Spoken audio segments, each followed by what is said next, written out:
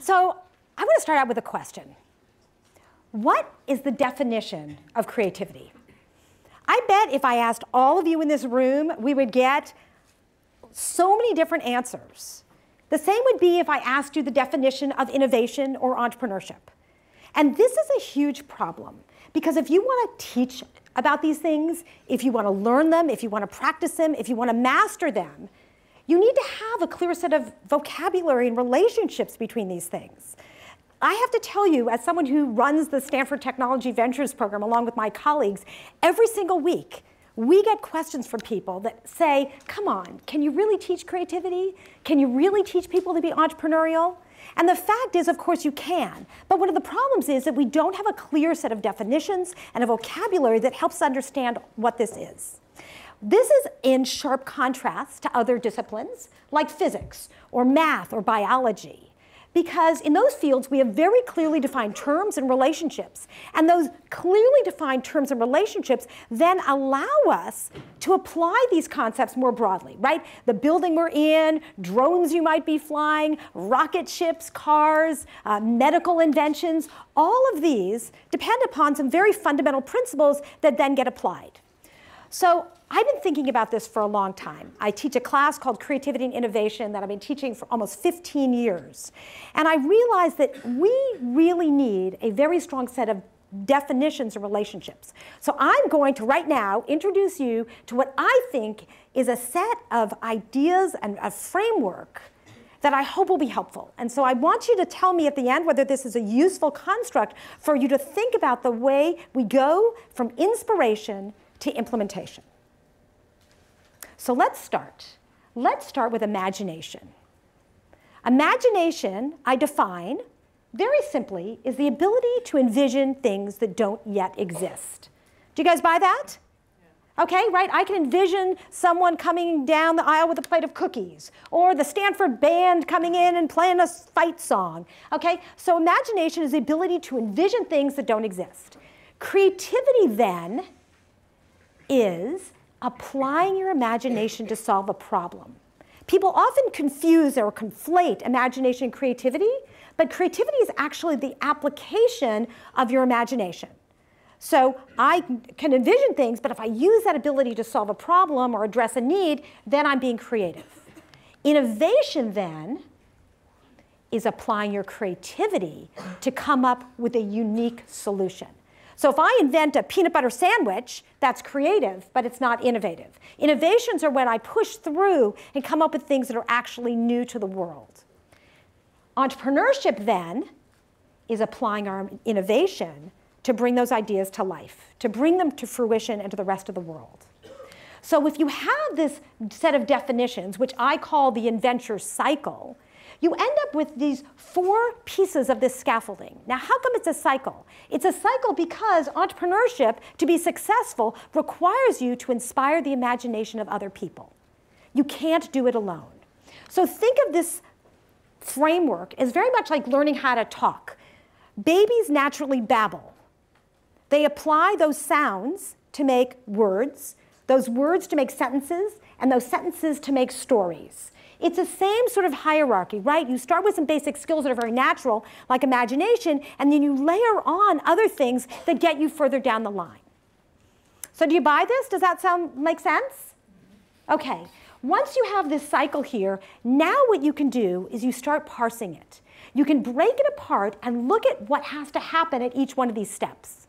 What are the attitudes and the actions that have to take place at each part in order to make you successful and to move on to the next one? So let's dive in and see what happens. Let's start with imagination. Now, I have spent a long time thinking about this, and I started with a long laundry list of things that are required for imagination, creativity, and innovation, and entrepreneurship. But what I did is I decided that I wanted to get it down to one symbolic action and one attitude, so that it essentially was easy for us to sort of think about and learn. So imagination requires 2 things: engaging and envisioning. Now, there's a little bit of a surprise in here, because most people think that for imagination, you start with envisioning, right? You sit by yourself and, at the base of a tree, and you shut your eyes, and you envision a world that would be different. and then you go out and engage. But it's actually the opposite. You need to start with engagement. Engagement gives you the place to start envisioning what might be different. If you don't have data, if you're not paying attention, if you won't see those opportunities. But most people do not pay attention. Most people go through life with blinders on, and they don't see the opportunities, whether they're problems to be solved or opportunities to be seized that are right in front of them. Consider something even simple, like working as a waiter at a restaurant. If you are a waiter at a restaurant, you can go through life just, with your blinders on, doing your job, go home and flip on the TV. But if you're really paying attention, you're going to learn an amazing number of things. You're going to learn about customer service. You're going to learn a lot about customer service. You're going to learn about dietary preferences. You're going to get to meet different customers and learn about the issues that are important to them. If you do that, you might unlock an entire world of opportunities, starting by just being a waiter at a restaurant. For many people, they don't know that they have a passion until they're engaged with something. Let me tell you a story that actually was shared right here on this stage. This is a story that was shared by Scott Harrison, the founder of Charity Water. Were any of you in the room when he was here last year? Great, a couple of you. What an impressive talk, and I really recommend it. But this guy was not so impressive when he was 20 years old. When he was 20 years old, you know what he was doing? He was a promoter at a nightclub in New York. And his job was to get people drunk. And the drunker he got them, the better. And he was really good at this. And as a result, he became an alcoholic. He became a drug addict. His life was just a terrible mess. And you know what happened? One day he woke up and said, you know what? I hate my life. My life is horrible. I need the opposite of my life. So what he did is he wrote to all of these charities around the world, and he said, I want to volunteer. I want to volunteer to be helpful. And they all wrote back and said no. They said, you don't look like someone who could be very helpful. So he kept writing letters, and he finally got a letter back from an organization called Mercy Ships. And Mercy Ships sends doctors to places in the world where they go for a couple of weeks to really underserved areas, and they provide medicine and procedures. Well, they said, you know what? You could come along if you pay us. Okay? And why don't you take photos, because you have some background in photography from when you were in college, so you can be the journalist to capture what's going on. He jumped to the task. He signed his name to his check, and he took off. He ended up going to Liberia. And in Liberia, he saw people who were suffering from incredible waterborne diseases. He became impassioned about how to solve this problem. He became incredibly driven and motivated to do something. And the fact is, he went back to New York and started this organization called Charity Water that has had now a profound impact on helping those 800 million people around the planet who don't have access to clean water. But the fact is, he would not have found out this idea sitting in his apartment in New York. This came about by engaging. So the fact is, you need to engage before you can envision things that would be different. So once you're imagining the world differently, you then move on to creativity. Creativity requires two things. It requires motivation and experimentation. Right? We, every single day, are tripping over problems, tripping over opportunities. Most of them don't really grab us. It's like, wow, that really made me frustrated, or that was an opportunity, but we don't do anything. But it's those things that motivate us, that get us to start experimenting. That's where the creativity comes in. Unfortunately, lots of people don't do this. Most people in the world are puzzle builders. These are the folks who sort of look at their life as building a puzzle. And they have the box top, they know exactly what their life should look like, and they're trying to get all the pieces to put together to complete the puzzle. Now think about it. Are you a puzzle builder? Because what happens if you're a puzzle builder is that if you're missing one of those pieces of the puzzle, what happens? You can't complete the puzzle.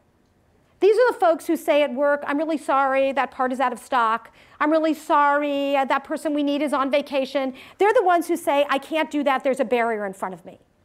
True innovators, true entrepreneurs, true creators are actually quilt makers. These are folks who take all the things they have at their disposal and put them together to create the solutions to their problems. Okay? So this is what makes someone who's motivated is someone who essentially is looking around at all the resources they have at their disposal. Now, for many people who we read about in the news, the problems that they choose to tackle are those that come up and bite them. There are things that happen in their life and they go, I have to do something. Just like Scott Harrison, being in Liberia and learning about all these waterborne diseases. Let me tell you a story about a really impressive young woman. Her name is Khalida Brody. And she grew up in Pakistan, in a very tiny rural village in Pakistan. And in this village, there is a very sad tradition of honor killings. Basically, this means that if a girl does something that her elders think brings dishonor to the family, like wanting to marry someone who's not the person they want, they can decide to murder her. Well, she went off to Karachi, to the big city, and realized things didn't have to be that way. And she came back to her town, her little town, and her best friend had been killed in an honor killing. She was 16 years old. And she basically said, you know what? I have to do something. I'm 16 years old. I don't care. I need to put an end to this. And I'm going to play you a 1-minute video clip of her being interviewed at the Clinton Global Initiative, where she talks about, I want you to listen, she talks about her passion to solve this problem and how that led her to experiment to find solutions. When I was 16 years old, I lost my friend to honor killings, and that's how I was like, this is it. This means that I actually am supposed to be doing something for all those women. I was a teenager burning with fire. I knew I was going to save all the women around the world from honor killings.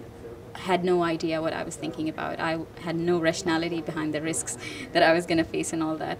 But it's perfect, like that emotional thing kept with me. And I still feel that sometimes. A lot of times my father's like, you're insane, think a bit rationally.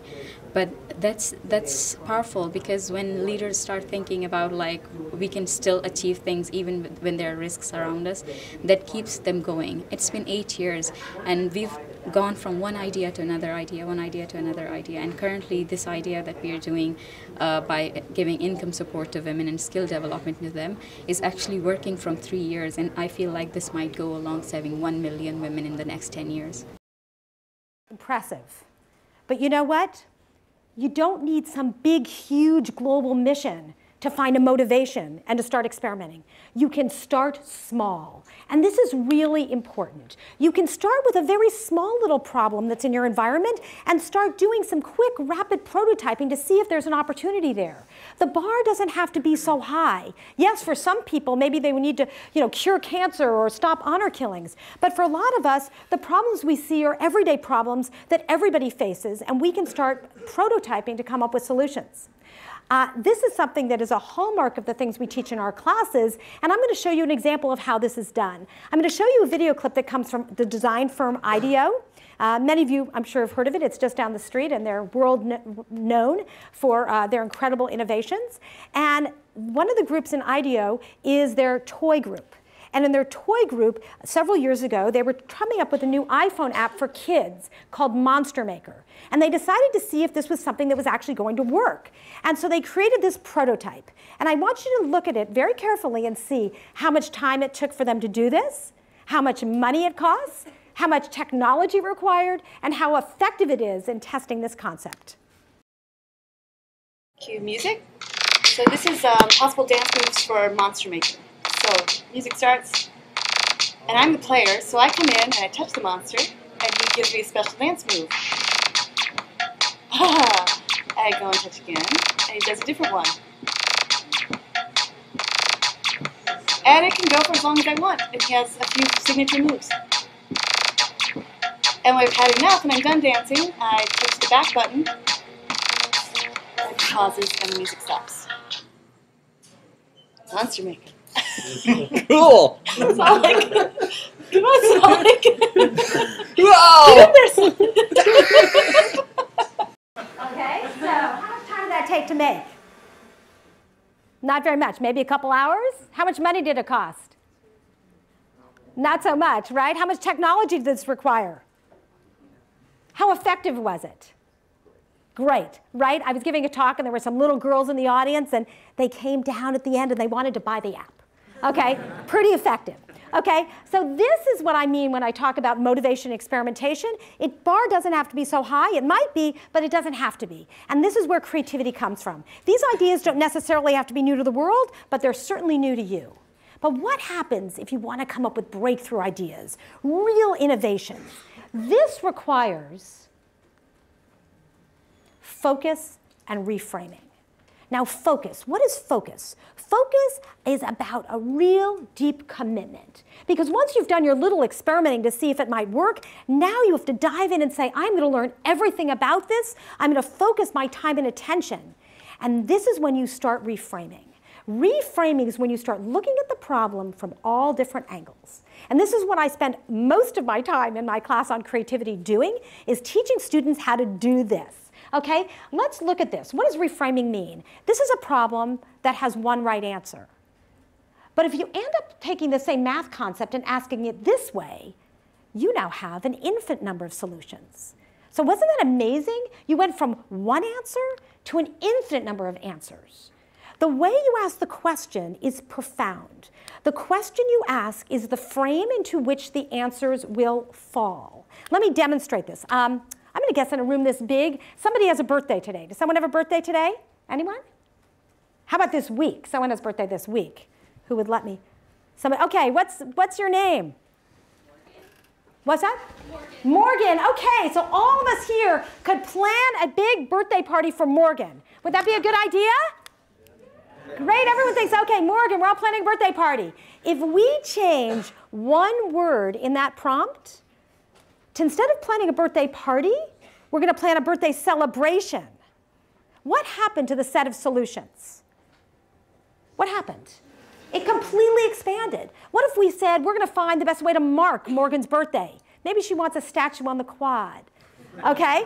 The fact is, the question you ask is the frame into which it will fall. The answers will fall. So what happens is, if you don't ask the right question, you're not going to get the right answers. So being able to question the questions you ask is incredibly critical if you want to come up with true innovations. So I spent a lot of time in my classes doing this, and I've been fortunate to teach several online classes. I've taught 3 classes called a Crash Course on Creativity with several, like 20, 30,000 people in each class. Okay? And so we go through all of these projects where they learn how to reframe problems and challenge assumptions and question the way they look at things, and then I give them a prompt. I give them a problem. They're working on global teams, and the problem I give them might be something like one word. The word might be pets. And the team has to figure out how to frame a problem related to pets. They then have to come up with at least 100 solutions to that problem. Why do you think I asked them to come up with 100 solutions? Why not 10? Why not 5? It's because it takes getting to that many solutions to start coming up with the ones that are really innovative. The first ideas you come up with are really incremental. They're expected.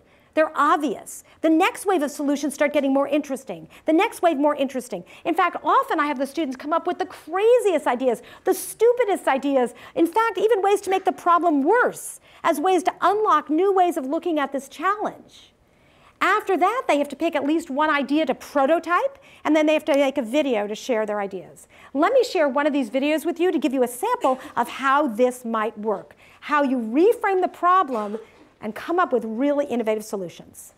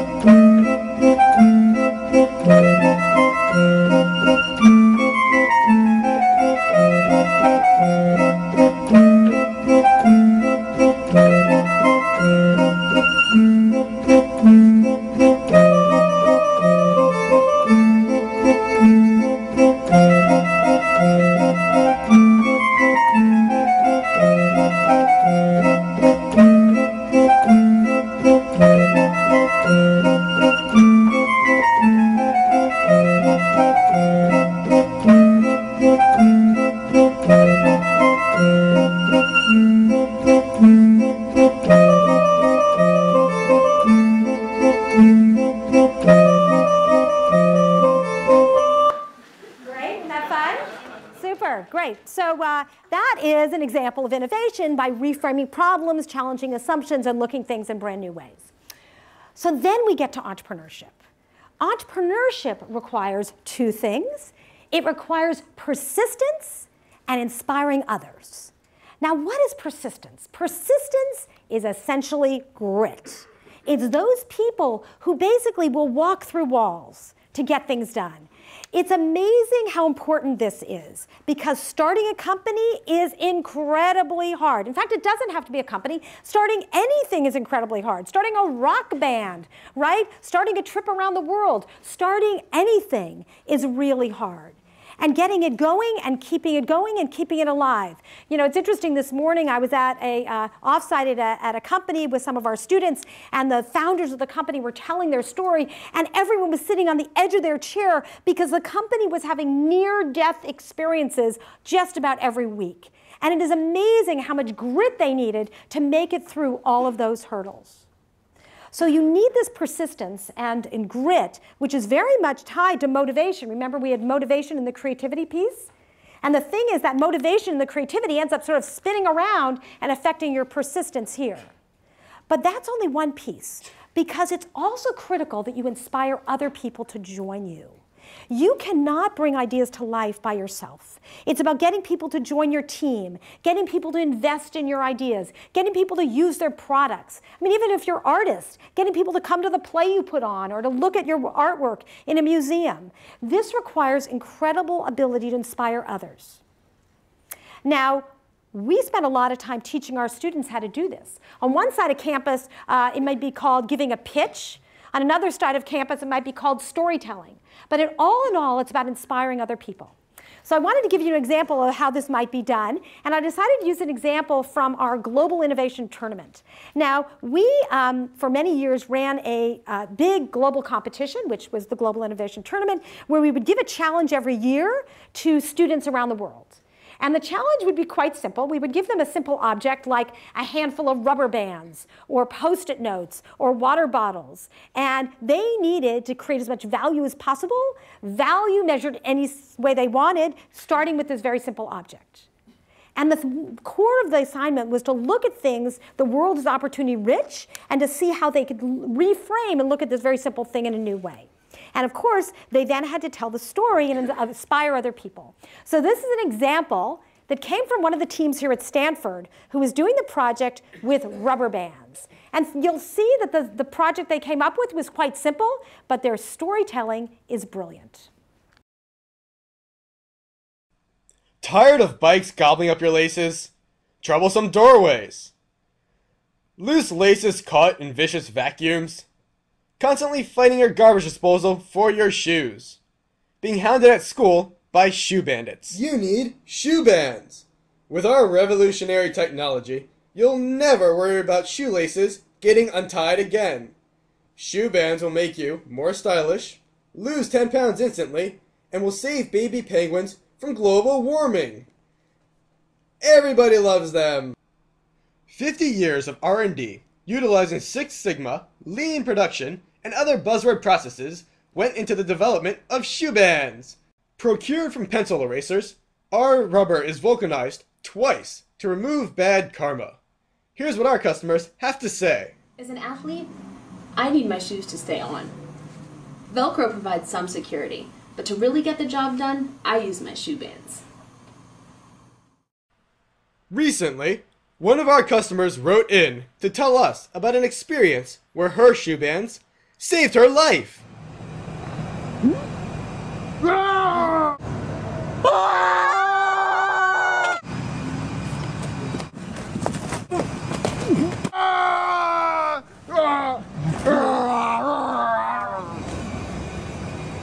Should've worn shoe bands.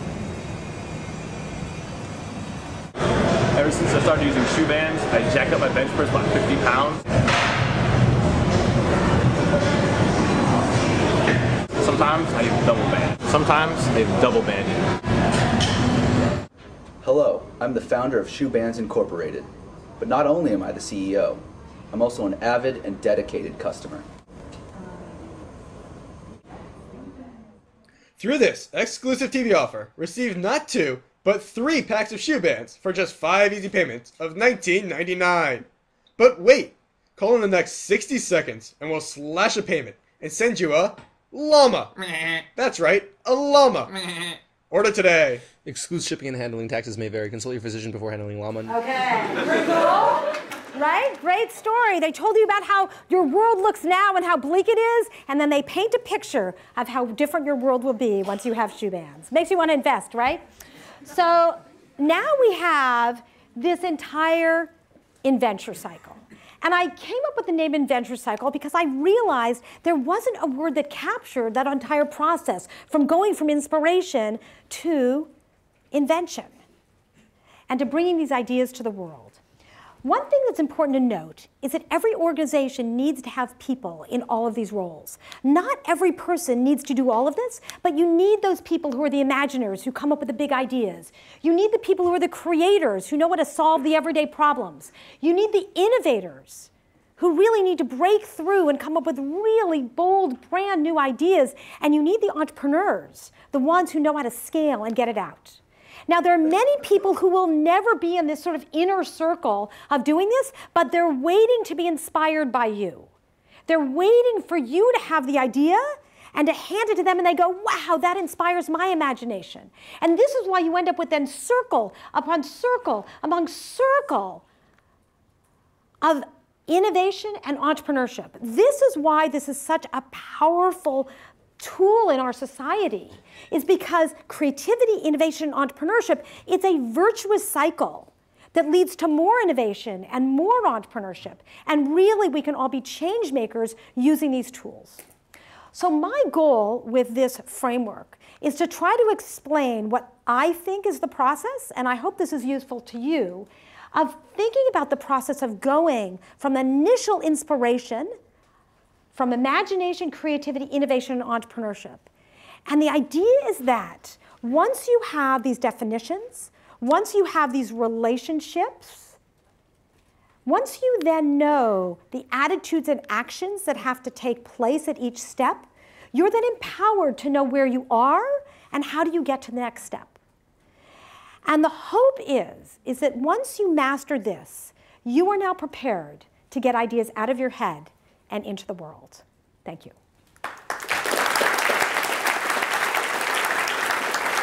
So I'm going to invite up Chad, and we're going to have a little discussion. So do you guys all know Chad? He's our trusty TA. But he's been thinking a lot about this, and he's got a lot of questions. Yeah, so basically the point of this kind of discussion format is really to delve into a little deeper some of the concepts you discussed today. And then after that, we'll have a couple minutes afterwards to open it up to the crowd as well. But to start off, just based on the mindset, a quick question that had come up during your presentation was the idea of, in your interactions with students, with entrepreneurs, with different people who you've shared this new model of looking at the creative process with, what do you think has been the most significant challenge to kind of conveying this to people, especially when they start to think about how they might be able to apply this? It's interesting. I think that the biggest challenge I've seen is that often people, and I would say young people, but also people who are not as young, read the newspaper, they learn about entrepreneurship, and they quickly want to dive in. I want to be an entrepreneur. But they don't realize that they need to start earlier. That entrepreneurship doesn't just start with you go and you're an entrepreneur. You have to start with something that's really meaningful. It starts with engaging with the world, envisioning what might be different, and then creating some really interesting innovations that you can then bring to the world. So it's about understanding that it doesn't just start at the end, you actually have to start at the beginning. So building and kind of digging into that, when especially you're working with a group, say in a group project setting where you might not have the same background or people might not be as open to new ideas like this, how then do you create buy-in within that group to basically communicate these types of ideas and have them feel invested in the process? One of the goals for this model is to actually come up with and share a common vocabulary. One of the biggest issues related to creativity and innovation and entrepreneurship is that we don't have this shared vocabulary. And so when one person is talking about entrepreneurship, they're thinking one thing and someone else is thinking something else. I mean, this is something that my colleague Tom Byers and I think about all the time, is how do we make sure that we're all on the same page in understanding what these things mean? And once we understand that, it gives us this common vocabulary for us to work together and to be in sync. And as say a team leader in such a setting, to eliminate the preconceived notions that people have already about what creativity means, what innovation means, what entrepreneurship means, how do you go about doing that process, or what is the process of getting people onto that same definitional track, so that as you communicate and as you move forward, people understand what you mean? Well, I think it starts with just sharing the ideas and giving them some common experiences. We're certainly trying to do that in our classes here, where students in all of our classes get an opportunity to get exposed to this, so that when they come out, they can then share these ideas with others. Awesome. Now with regards to just how you apply this say you're in a work setting, you're in a group setting. I just remember a group project last night where I was trying to think about this cycle and how we might be able to apply it. But at the same time, it was difficult because as we're brainstorming, as we're kind of still like, there's no maybe group leader involved, to think about what the greatest value of a framework like this is, and how it really is different, as opposed to adding just new jargon or new complexity to a process. What do you think is important to remember when you're in these team settings, particularly if you're not the leader, to be able to add value and get people kind of moving forward on the same page? Well, so I'm going to answer part of your question there about the value of this framework. I'm going to turn to people in the audience. Was this framework valuable? How many people thought that this was a valuable framework to help to think about creativity and innovation? Okay, great. So what we just saw is most of the hands going up of people saying, I actually never had a shared vocabulary about this, and this is something that will be useful. And so that's what I'm hoping, is that it's simple.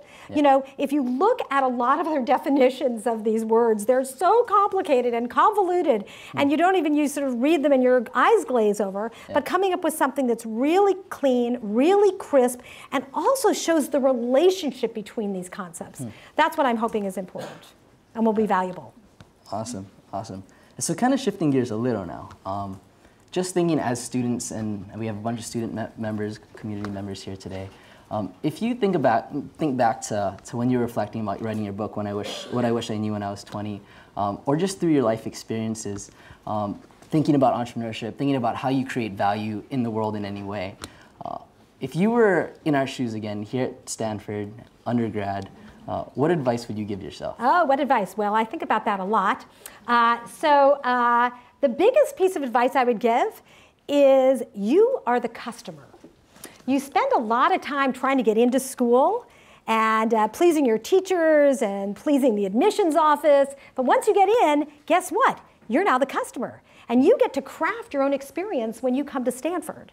This is something that a lot of students don't think about. They think they're still in the business of pleasing other people. But really, this is your experience, okay? And so what you also have to think about is you didn't just get into your department or into your school, you got the keys to the building.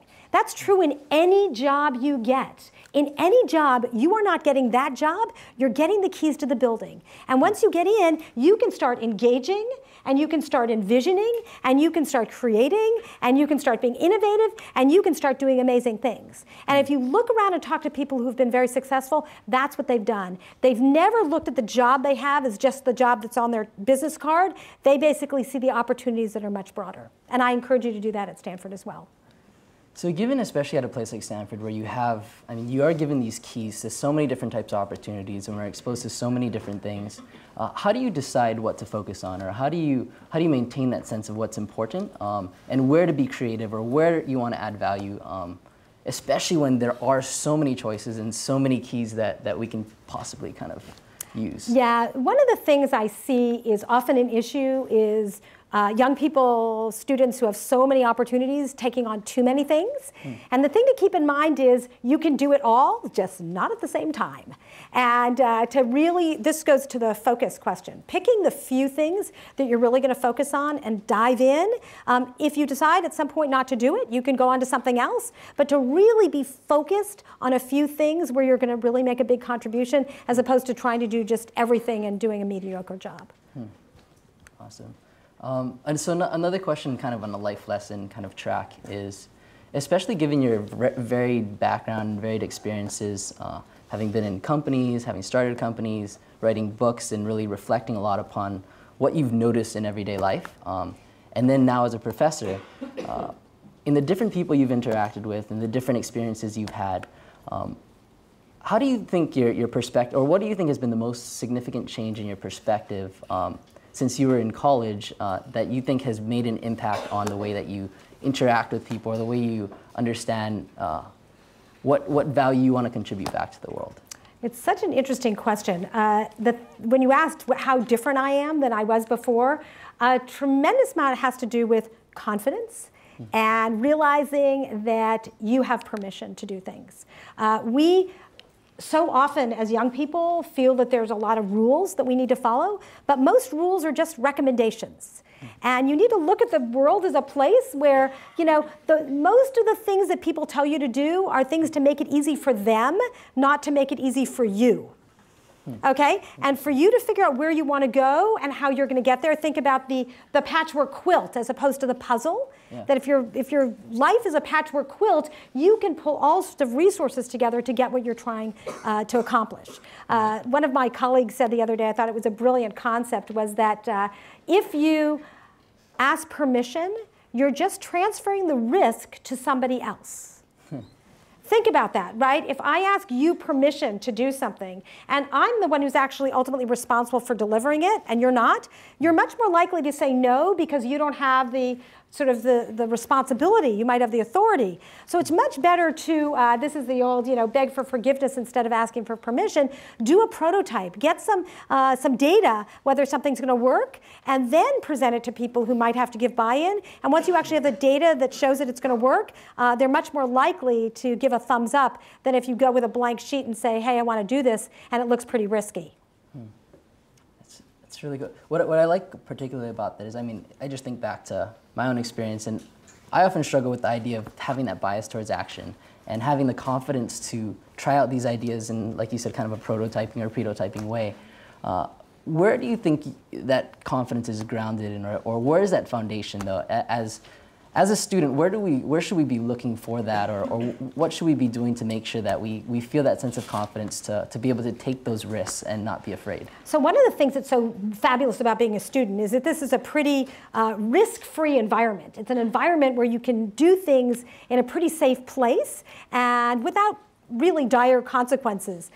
This is what we do in a lot of our classes. We give opportunities for students to try things they haven't tried before and to gain that confidence tackling things they might have been a little bit uncomfortable if they weren't in that classroom setting. So the thing that I also think is very important is to take small risks and get comfortable with those, and then bigger and bigger and bigger. Now listen, one of the things that's really important, and I'm curious whether my colleagues who are in the room agree with this, people think that entrepreneurs are risk takers, but they're actually not.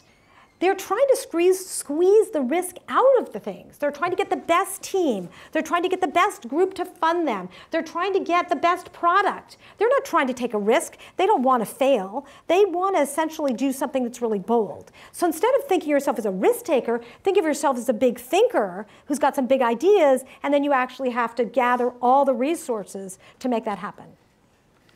Terrific. On that note, I think it's a perfect time to turn it over to the audience for any questions that people might have. Does anyone have any questions, thoughts? Yes? I have a question. So, in your various roles throughout your life, as someone in a company, now an author, and doing different things, what do you see the value of being on the front line doing something as opposed to creating a framework that other people can use?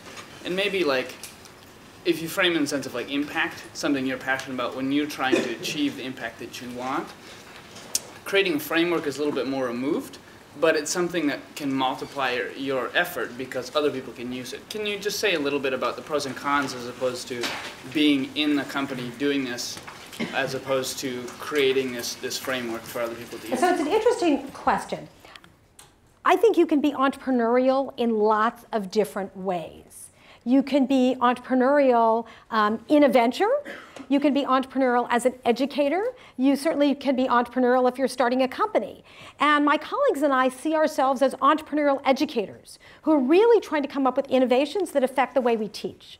And so that's the way I look at this, is I'm trying to be an innovator here in the world of entrepreneurship education, coming up with some new ideas and then trying to get them out and inspiring other people. So I have had experience out there starting companies and working in industry, and I find that I like most working on the part of this Inventure Cycle, the imagination, creativity, and innovation. I find that I love educating people and so that they can go out and start these ventures. Another question? Yes?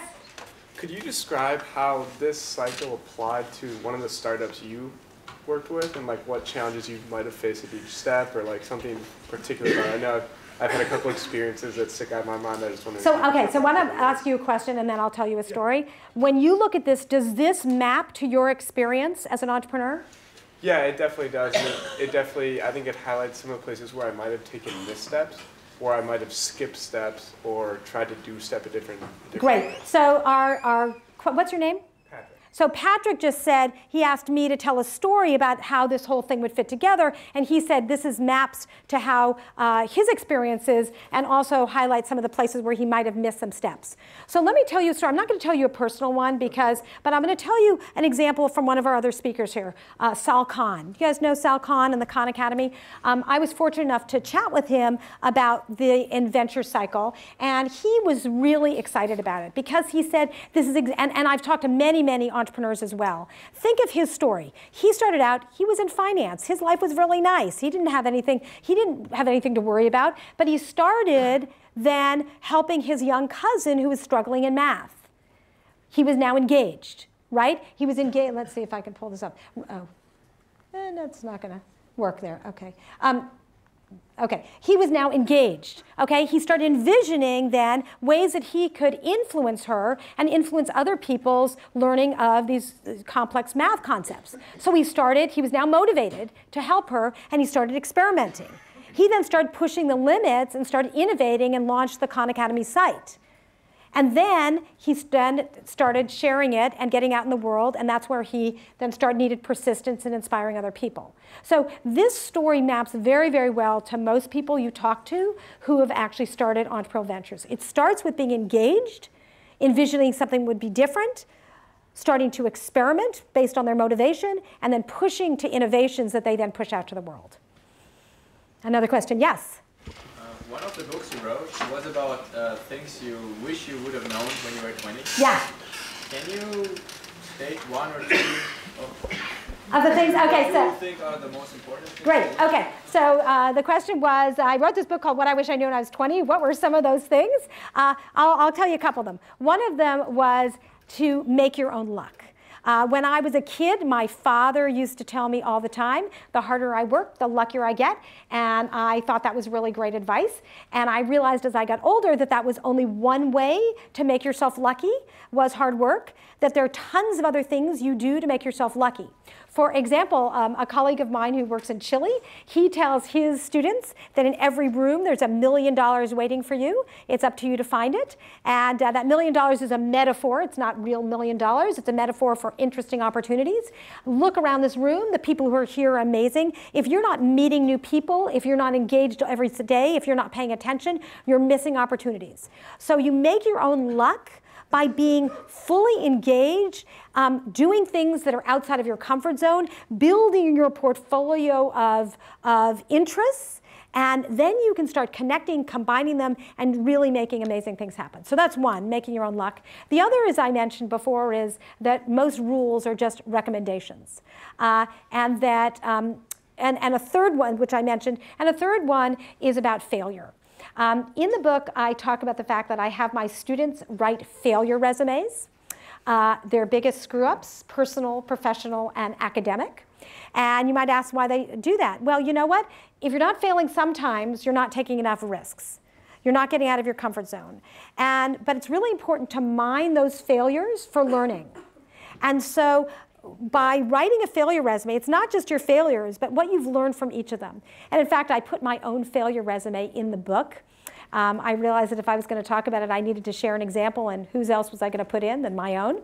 And it was quite an interesting experience writing it myself. I often, if I make a mistake, which I do quite frequently, I say, okay, one more thing on my failure resume. I really mine it for things I've learned and move on. And that's one of the things that we're very fortunate about here in Silicon Valley, is a culture that is very understanding, that if you're taking big risks and doing things that you haven't done before, that there's a high likelihood that you're going to get surprises. In fact, one of the things I think about a lot is the concept of failure, and I don't like that word. As a scientist, when you do experiments and they don't come out as you're expected, it's still data. And data can be mined, and the more interesting and unusual the results, the more interesting the findings and the insights you can get. So if you look at your failures as data and then mine them, you can learn a tremendous number of things. Another question, yes? I wonder if you can talk about the grit and the perseverance piece a little bit. Any tactics or ideas of what to do when that feeling is upon you that you just need to push through, and maybe when to know when to pivot instead of persevering? Yeah, that's a really, really hard question. It is something that certainly can be taught. I've been reading a bunch of papers about this, and there is definitely evidence that people can learn to have more persistence, have more grit. And one of the major things you need to do is have this sort of growth mindset. Those people who have a fixed mindset, and probably you're familiar with Carol Dweck's work on this from across campus, but people who have fixed mindset, who basically think, okay, this is what I can do, and if I fail, that just means I'm a failure, as opposed to those people who say, I have a growth mindset, and therefore when I hit a wall, this is an opportunity for me to really stretch. And so it's about giving yourself stretch goals. I think one of the biggest lessons I've learned through my life is that if you take steps that are big enough to be challenging, but small enough so you're pretty confident you can make them. And if you constantly are giving yourself these type of challenges that are going to stretch you, but that you have a pretty good chance of making, that's when you end up becoming most successful. Those people who take tiny little steps, because and they know they're going to be confident, don't make it very far. Those who take huge leaps, where it's very, very unlikely they're going to finish, end up falling on their face a lot. So it's about understanding yourself. And what I've found from my experience is that the more skills you gain, the bigger those steps can be, because you can now combine the skills you've gotten from other experiences and take bigger steps. Another question, yes? Tina, this is a very interesting concept, because a lot of times you think all of this is in one person. In your mind, in an organization here or in a big company, what's the best way to assemble this? It's really interesting. When I first started working on this, I imagined this all had to be in one person. And I gave a talk out of a prototype of this talk, and there was a gentleman in the audience who was not too happy with me. And we had quite a long exchange afterwards. And he basically said, you know what, I'm an entrepreneur, but I'm not very creative. And he made it clear to me that he was someone who was really great at scaling things, really great at sort of sharing other people's ideas, but he was the kind of person who needed someone else to hand him the innovation. And I realized that was a really interesting point, is that everyone doesn't have to be good at all of this. When you're founding a company, it's one of the reasons that we like founding teams, because you can get people with complementary skills who are going to help you fill out this whole thing. And so when the whole Inventure Cycle. And so when you're putting together a team, one of the most important things to do is to think about who plays different roles and can fill in this entire process. Another question, yes? Mr. Seelig, I was wondering if you could speak a little bit about school, and more specifically, one thing I'm sure you've noticed in your experience teaching is that students who are kind of fit with entrepreneurship have this itch to get out into the real world, and oftentimes you lose sight of the charms of being in academia and being in a place like this. So I was wondering, since you've seen them both, what are things that we as students should be cognizant of while we're here that we should really make the most of while we have the chance? Great. So the question is, what should we be making the most of while we're here at Stanford, as opposed to getting this incredible itch to get out? Well, one of the things that's most amazing about Stanford is just the people here, right? And it's a huge opportunity to get to know your classmates. These are the people who you're going to be working with, you're going to be working for, who are going to be working for you, who you're going to found ventures with. It's an amazing opportunity to build your community. It's also an incredible opportunity to build your wealth base of knowledge. You know what? I spent a lot of time in my book, Ingenious, talking about this, is that your knowledge is the toolbox for your imagination. If you don't have a toolbox for your imagination, essentially you could say you're engaging and learning and having a whole box of insights, you don't have anything to work with. Right? I can teach you as many creativity tools as you want about reframing problems or challenging assumptions or connecting, combining ideas. But if you don't have anything to connect and combine, you don't have anything to work with. So it's really important to get the base of knowledge to work with. We often talk about here, and many of you have probably heard the concept of T-shaped people, right? Those people with a depth of knowledge in at least one discipline, and then a breadth of knowledge across others, and also including innovation and entrepreneurship. I think that's what you want to do is get out of school, is get that depth of knowledge. You know, it's interesting. I'm a neurophysiologist by training, and you might say, how does that help me? It helps me every day. I know what it's like to go deep into a field. I often use examples or metaphors, and I can walk into most organizations, and there are things that are relevant based on the things I learned through that experience. So I would certainly not discount my education at all. Now, of course, there are people who have some burning desire to go run and start something. Go for it. You know, as I said, you're the customer. You need to map your own course, and there is no right answer. It's really up to you to chart it. Any other questions? So let me ask you, just in closing, I would love to get some insights from you on I'd just take 1 second to let me know what part of this Inventure Cycle model is the most interesting or valuable or insightful for you, and maybe even any open questions, since this is a brand new idea, for you to give me some feedback. Anyone want to share some insight on this that you would be, how you might use this? Yes? I had always thought of creativity and innovation as kind of being synonymous, and the distinction between creating unique solutions and just creating was helpful. This is really, really important. So what she said was that most people think of creativity and innovation as being synonymous, and I have to tell you, I fell into that trap too. I was teaching this class called Creativity and Innovation for a dozen years before I realized, you know what, I'm actually using these words the same way, and it's a huge missed opportunity. If we think of creativity as an idea that's new to me, but innovation is an idea that's new to the world, we all of a sudden open up the opportunity to push ourselves beyond the creative ideas to come up with real innovations. So I want to thank you all for your time, your attention, and your enthusiasm. Thank you.